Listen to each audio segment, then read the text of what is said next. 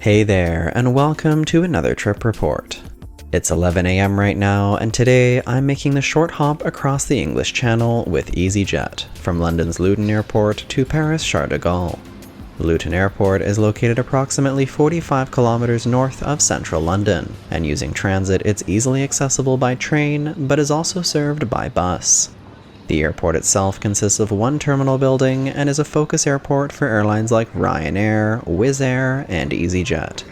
Inside the terminal building, the check-in area is located to the right of the main entrance, with the EasyJet counters located nearest the door. Since I checked in online for today's flight and don't have any checked baggage, I don't need to visit the counters here today and am headed straight to security. There is a fast-track security lane available, but none of that for me today. Thankfully, the general screening line at this time of day was very short, taking less than 10 minutes. After security, we first pass through the duty-free area, which ends in the general waiting area for all gates. Taking a look at the departures board, my flight is EasyJet 2437 to Paris Charles de Gaulle, departing at 2:15 p.m. with gate assignment being shown 1 hour before departure at 1:15 p.m. Like many other European airports, Luton is set up with a large general waiting area for all gates, with gate assignments typically shown 1 hour prior to departure, and the gate areas themselves having little to no seating or amenities. The general waiting area here is quite large, with shops and restaurants located around the perimeter, and gates located along 3 branching piers. There is free Wi-Fi available throughout the terminal, though the speeds are atrocious. Some of the individual stores and restaurants do have Wi-Fi networks of their own that you can connect to as well. Keeping an eye on the departures board, around 1:30 p.m. my flight was assigned gate 43, which is the last gate on the southeastern pier of the terminal and is just over a 5-minute walk from the general waiting area. On our walk to the gate, let's talk about what I paid for today's journey. Being a low-cost model airline, EasyJet offers cheap upfront fares, but tacks on hefty surcharges for carry-on baggage, seat selection, and other extras. When booking, they offer 3 different fare types, with the cheapest option called Standard and including only a personal article for storage under the seat, the next level up called Standard Plus, which adds in a standard-sized carry-on bag, speedy boarding line access, as well as selection of an upfront seat, and the top tier called Essentials, which includes a personal article, a 23-kilogram checked bag, and standard seat selection.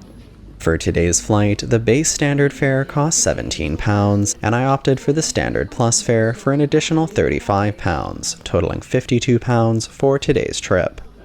I have access to the speedy boarding line today, but since it appears we'll be boarding the aircraft by bus, that likely won't make much of a difference in getting me on the aircraft early. Boarding got underway about 15 minutes after I arrived at the gate, starting with the speedy boarding line first. After boarding the bus, we waited another 10 minutes for it to fill up before departing for the aircraft.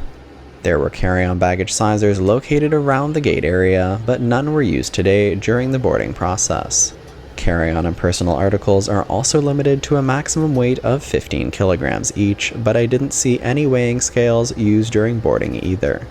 Our aircraft for today's trip is a nearly 17-year-old Airbus A319 that started its life with EasyJet in 2006 before moving to United Airlines in October 2021 and then returning to EasyJet in November of 2022. Stepping on board the aircraft, I'm booked in seat 3F for today's flight, which is a window seat on the right side of the aircraft that's also classified as an upfront seat, with the only added perk being close proximity to the front of the cabin.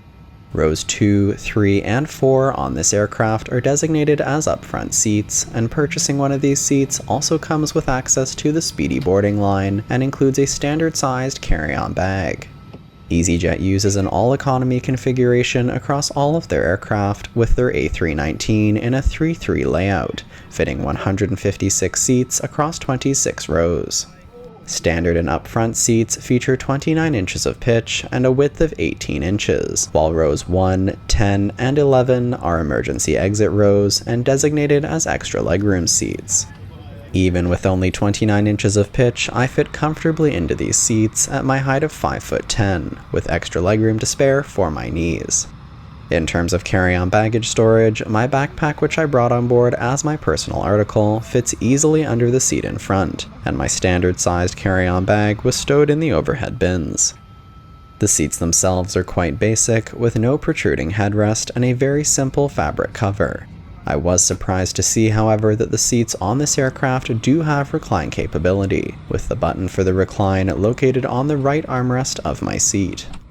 Taking a look at the seatback in front, unsurprisingly, you'll notice that there are no seatback entertainment screens at any seat on board this aircraft. As of this year, however, EasyJet has launched entertainment content that can be accessed free of charge from your personal device, which we'll check out after takeoff. Lower down on the seatback, we have a large tray table which folds out for use, and below that we have a pocket for storing the provided reading materials, which include the safety information card for the Airbus A319, a magazine with the menu for in-flight food, drink, and shopping purchases, and a couple air sickness bags. Taking a closer look at the purchase menu, there are a range of snacks, meals, and drinks available for purchase, with different combo deals as well. Prices range from £2 for a chocolate bar to around £5 for a sandwich, and £2 or £3 for juices, soft drinks, and water. Alcohol is also available for purchase, with 50ml spirit bottles for around £6.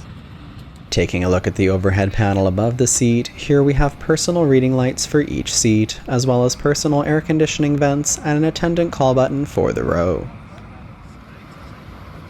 10 minutes after our scheduled departure time, the cabin doors are closed and we're ready for pushback from the gate.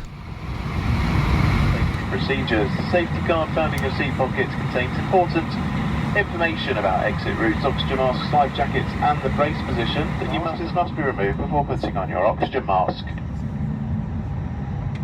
If we land on water, take a life jacket from under your seat, remove from the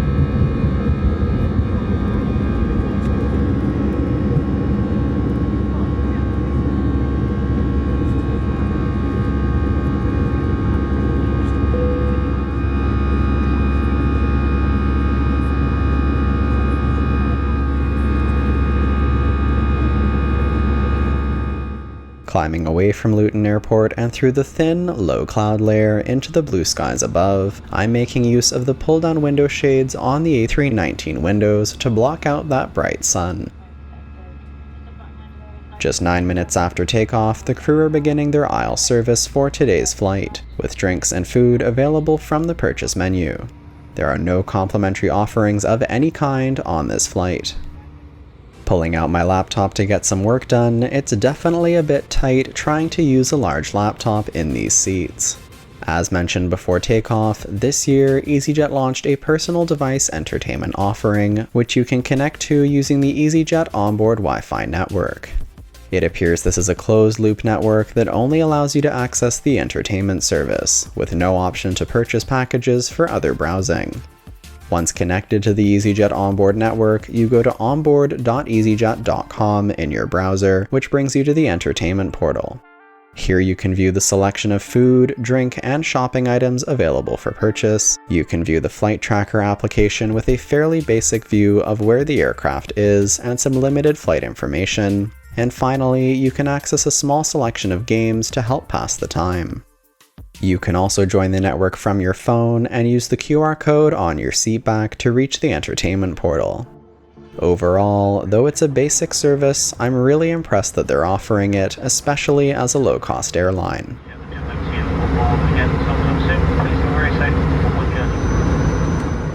About 30 minutes since departure now, and we're nearing the other side of the English Channel, getting ready to begin our approach for Paris. The total flight time today from London is only about 50 minutes. Stowed if you are sat in an emergency exit row.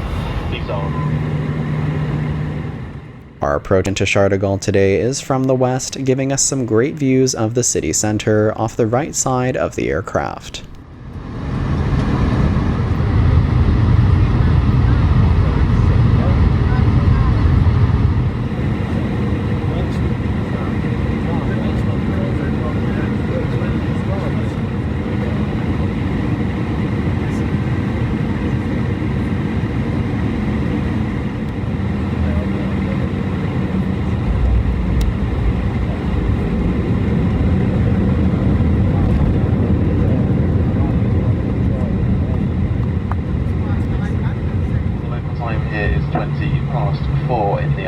Very soon the crew will be leaving their seats. After touching down at Paris Charles de Gaulle Airport, we're now taxiing over to our gate on the airport's Terminal 2B, which is one of 7 sub-terminals of the Terminal 2 complex.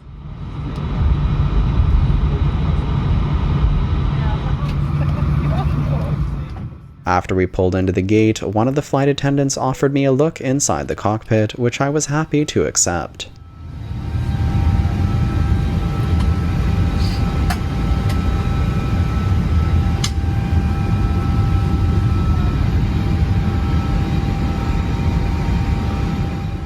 After disembarking, my first stop is passport control, and after that, I'll be headed through baggage claim and to the exit.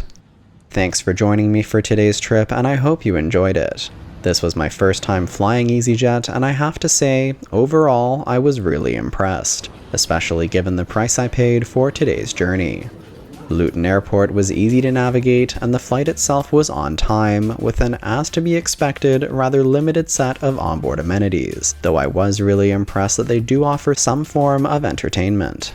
If I wasn't bringing a large carry-on bag, I wouldn't recommend paying for the upfront seat, as there really aren't any other perks to this except for being at the front of the plane.